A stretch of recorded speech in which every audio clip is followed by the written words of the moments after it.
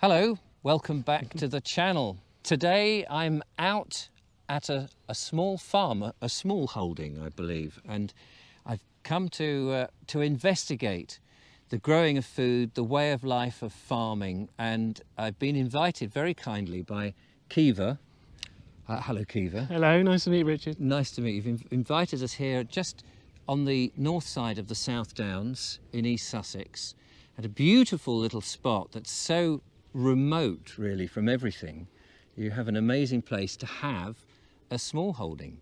So Keivor, we're going to have a look round and see what you're up to here, and I want to ask you some questions about how easy it is to grow stuff, because I've been talking a lot about how important it is to grow our own food, or at least find sources like yourself for organic you are organic, are you? We say beyond organic. Beyond organic. Yeah. Blimey, we'll find out what that is.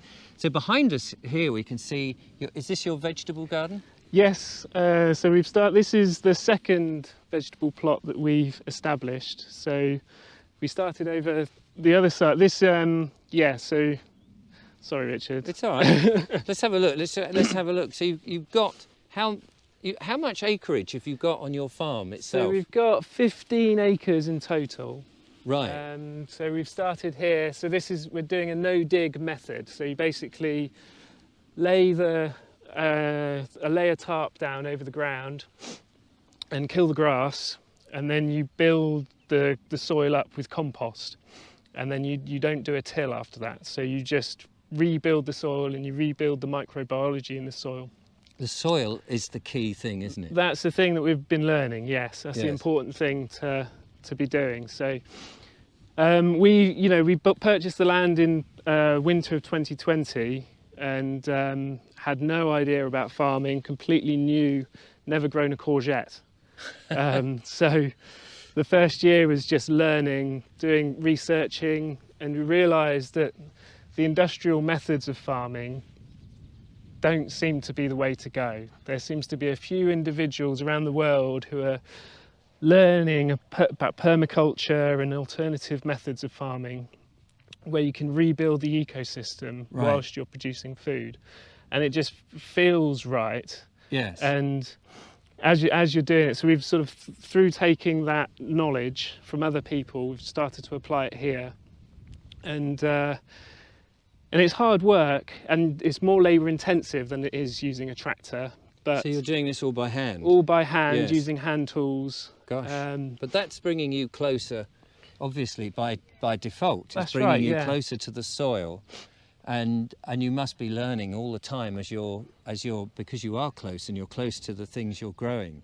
Yeah, I think there's lots of benefits, health benefits, connection with the soil, connection with the land, and bringing people together as well to farm. The feeling of community that we're establishing here is beyond anything I've ever experienced before, and building friendships and connections with people where you have a real feeling of trust and connection, and you know people have got your back, and you've got which should we have a little stroll around, because there's more than just this, and I want to ask you what you mean by beyond organic. So through learning about becoming organically certified, we realised there's a number of things that you're required to do to become organically certified that we don't necessarily feel we should do. Right. And so we're basically farming in a way that we believe is the right way to be doing it, and then bringing people to see how we're farming, and if they're happy with that, then they'll trust that the food is 100% natural with no pesticides, no chemicals. Whereas you can use sort of as long as the pesticides are not synthetic, you can use things to kill bugs with organic farming. Oh, okay. So how many? You say it's a group. So tell us about that, because what Julia and I, my partner and I, are keen to do is to find a piece of land. Yeah, we'll go down here, and grow stuff, mainly for us, and then whatever else is left over, because we haven't even got the land yet, so this is all pie in the sky at the moment. But we would love to then have whatever's left either feed a community or give to people or sell or whatever. So how does your project, as you call it, work? So we purchased the land in 2020 purely because we went through a process during the pandemic where we began to reevaluate everything. Yes. And realised that we possibly need to rethink society and the way we connect as a community and collectively, rethink that whole thing. Yes. And getting back to land, growing food seemed to be the first step that we would always come to in terms of thinking about what do we need to do next. So we purchased the land, first year learning how to farm, and then... And you make that sound as if that's quite easy, but No, I imagine really, that's just an ongoing thing. It's an ongoing thing, just learning the basic processes, putting seeds in the ground and seeing what happens. Yes. And then we realised that there's a lot of other people out there feeling the same. And through that process of doing it, you realise how hard it is. And it's a 7-day-a-week job. It takes a huge amount of resources and energy, money, time. Yes. But there's a lot of people out there that want the benefits, Yes, but of don't course. have the resources and don't have the time. No, absolutely. So this basically is here for those people. So you can become a member of the project, and we take on the responsibility of doing the farming, producing the food, and then those members can come, enjoy the land, participate in the farming if they want to. That's so much what we're on such it's because it's not like you're just hogging the land and we're doing it and you just end up buying the produce. You're sort of getting people in. Yeah. And how much joy that must come from people once they realise that they no longer just have to go into an artificial supermarket and just pick stuff off the shelf. They can see it grow and nurture it and all of that. And they can even, sow the seed and right the way through to eating the produce.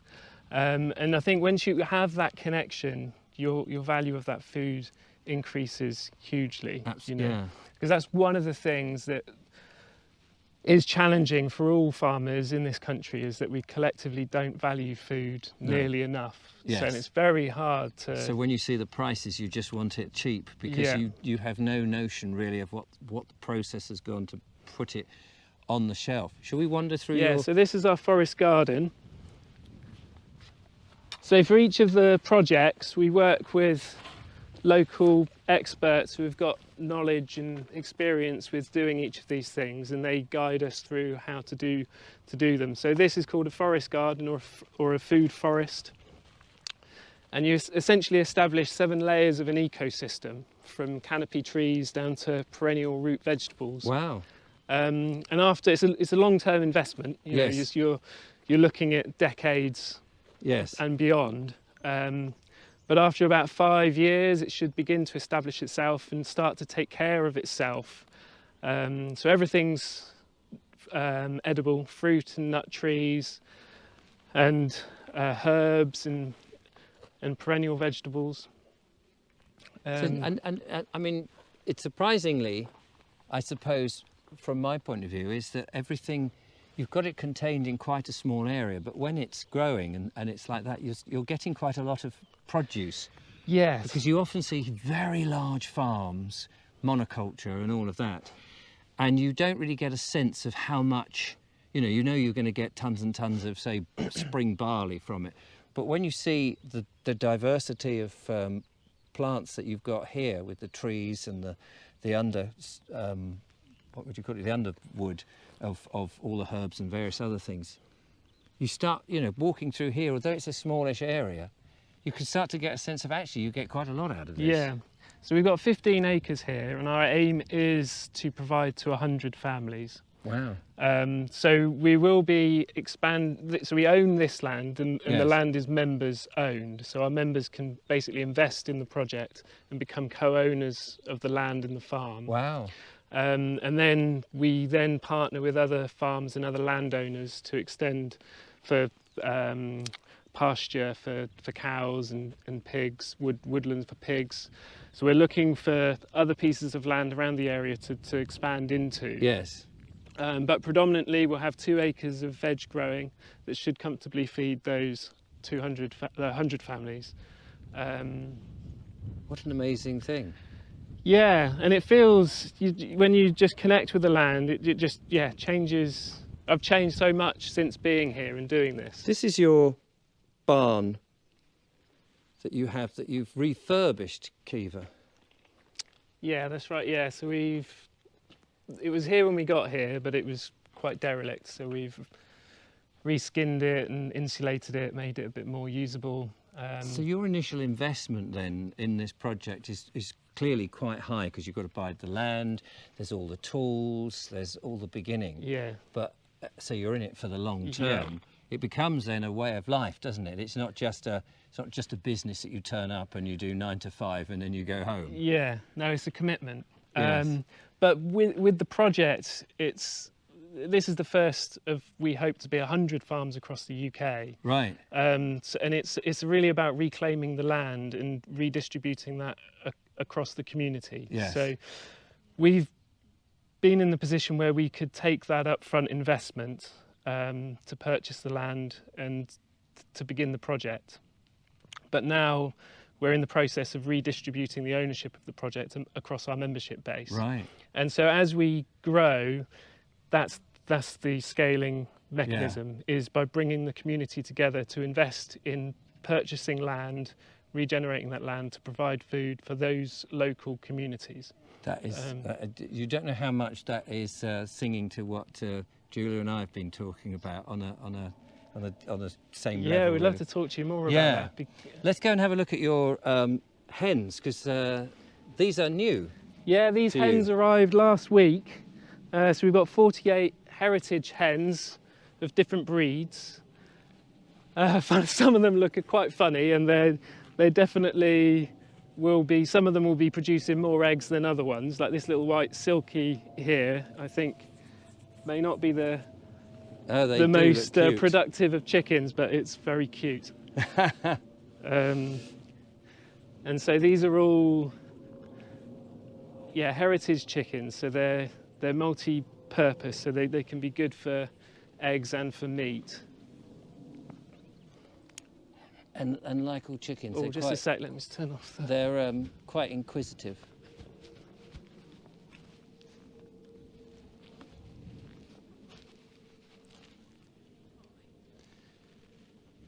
And it's looking quite, you've got some beautiful little hen houses here. They're sort of very modern. Yeah. So some of our members essentially have ownership of a few of the hens. Right. So they can go to their own hen house and collect their eggs. Collect their eggs. So these are the first 48. We will end up with 300 later in the year. And these will be based over near the vegetable garden. So they'll be used to prepare the ground ahead of growing veg. So they're really good at getting the ground ready to then start building up with compost. And it's so good, isn't it? I think, the fact that animals can do so much to the land. Yes. People forget that. Yeah. How pigs can be very useful to prepare the land, just as you say. Exactly. And chickens, and then all the manure and all of that sort of circular farming techniques. Yeah, they all play a part.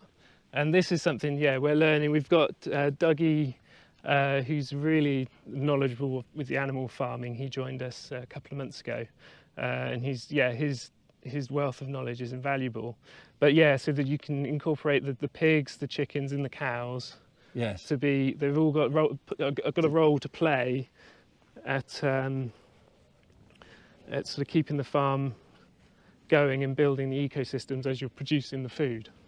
So let me, before we stop, and this is really just a very swift little look at what you do, because, I just wanted to sort of get an introduction into all of this, really, and I hope throughout the year to go and visit more places and talk about this in greater detail. We mentioned at the beginning that we are just north of the South Downs, and that we said the soil is so very important. And you've got a mixture on this land, because you've got the chalk of the downs, you've got the clay of the Weald, and then you also have green sand. I think it probably is green sand, because I know there's a sort of stretch of green sand that goes right over to Washington, close to where I am. So what do you grow, and what grows best in this sort of soil? Because that must be, the soil is going to dictate, I suppose, to a certain degree what you grow? Yeah, that's a very good question, which I'm not the best person to answer that, if Okay. I'm completely honest. This is it. Like, I'm new to this. But this is the point. This is the thing. This is why it's so good to Yeah. talk to somebody like you, because you're not somebody who's I've been farming here for 30 years and all we grow is this. You're learning on the job, Yeah. and you're discovering and trial and error and seeing what works. I think that's Yeah. amazing. I think that what we've come to learn is producing a wide diversity of food on a small area of land is more than possible, and Yes. it's possibly the best way to be doing things is having that diversity of food that you're growing. Yes. And that really helps to build the wider ecosystem and you know, Yeah. everything that helps things to flourish naturally without the need. You can for imagine these. going back to the times of the Anglo-Saxons, in which this area would have had lots of little farmsteads just like this, growing all sorts of different things on a small, bigger than allotments obviously, but on this sort of scale. Yeah. For the families and the people, and they were all working in it, and you had the animals and they understood the whole thing, and really that's where I think the country is going back to, because it's so important for it. Not everybody Yeah. can get involved, but those that want to, I think it's quite imperative. So you're Yeah, starting massively. a new revolution. Yeah, and I think it's happening. We're connecting with communities all over the country, and Yeah. that you can see these pockets of people coming together, reclaiming land, growing food, finding new ways to produce food for their community and the surrounding community. This is And amazing. yeah, amazing it's work. exciting Yes. time. And not always easy, of course. No, it's a lot of work. But you're not shy of it. No, well, I don't want to take credit, because we're bringing in the people who, like Yes. Dougie is here. He's helping with the animals. He's here. He's the one that's here at 6:30 in the morning. Right. Here at 9 o'clock at night. So I don't want to stand here and say I'm doing this. No. My role is understanding that it's needed and it's necessary. Yes. And there are people there that love farming, Yes, love to yes. connect with the land, and there are people that really desperately want and need natural, real food. Yes. Raw milk, hens that haven't been contaminated with God knows what. Yeah. I can see you're really passionate. Yeah, No, you're and really it's, passionate. and that's the thing. But one of our problems is that we're not finding the young people to join the project. Yes. with that. With that. And I don't know if it's because there aren't currently the opportunities there. So that's a big part of what we're doing, is paying our farmers well, Yes. bringing people back to the land and putting farmers back at the heart of community. And yeah, it is an exciting time. It is. Love to talk to anyone who wants to join. Anybody who's interested, do get in touch, and I'll put any links that you've got in there. Thank you. This has just been a whistle-stop tour, but it would be lovely to come back and do a proper sort of filming with my other cameras and things, because it's also very beautiful and what have you. You never quite know when you first turn up what you can do and what you can't do, and how people are going to react to you. But I hope that's been interesting. If you want to see more, let me know. But this, I think, is the future. I'm very confident that more of this stuff is going to be seen across the country, because we've all been questioning, not all of us, but a lot of us have been questioning where we are, why we're where we are, and what we should do about it. So thank you for watching. Thank you, Keivor. It's thank you, been Richard. It's really absolutely good to meet you. brilliant. And watch our sister channel, The English Couple, because Julia is going to do a little walk and talk around on that channel as well. So from Keivor and I, somewhere in Sussex, thanks for watching and goodbye.